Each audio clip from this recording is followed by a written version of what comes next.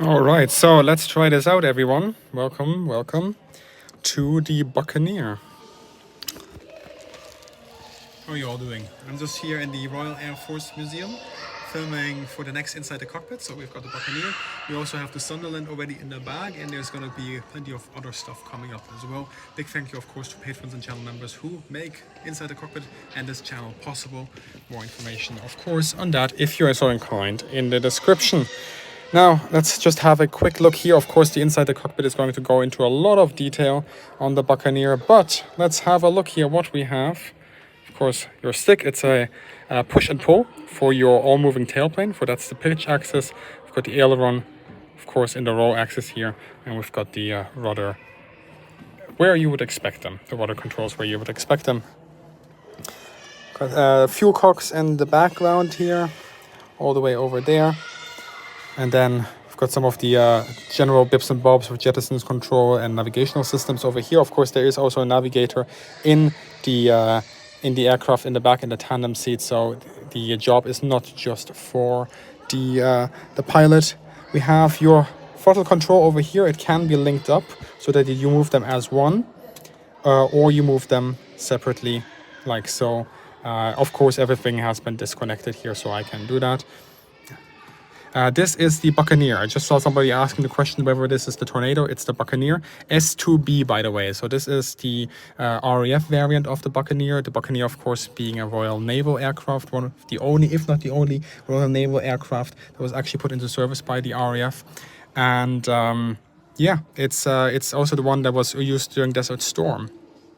So during Operation Granby, it flew around about 20 sorties, this one did, with 10 designator flights and one mission where it also put a 1,000-pound laser-guided bomb. Really cool speed indicator here, by the way. So we've got IAS and knots here, going up to, well, it's really only supposed to go up to 580. That's the limiter on it. That would be a 0.95 on your Mach. It is a subsonic aircraft, even though it's low-level, long-range, strike, attack, recce, air-to-air refueling aircraft. That's what the RAF calls it. I just call it the Buccaneer. Got another speed indicator over here. This is the Royal Air Force Museum. Level 1 to 10, how hard to fly? Well, you probably have to ask somebody who has flown a couple of these aircraft, but the Buccaneer in itself, especially during a carrier takeoff, apparently a little bit tricky. RAF, of course, not doing that.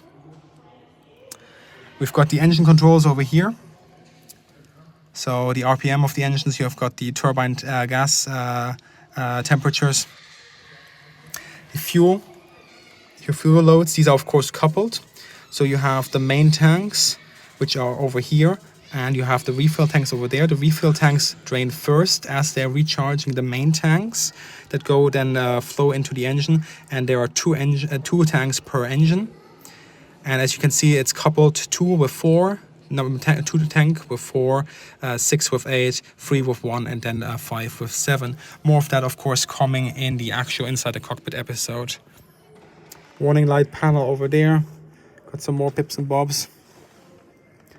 And yeah, that's a very quick overview of the Buccaneer. I hope you enjoyed that. I'm gonna switch around. Oh yeah, you can actually see me. The marvels of technology, everyone. Yeah, how are you all doing, first of all? And second of all, this is pretty much the roundup for this teaser. I hope you enjoyed it, and I'll catch you guys on the next one. Thanks very much for hanging out, and yeah, have a good one. See ya. Now, how do I stop?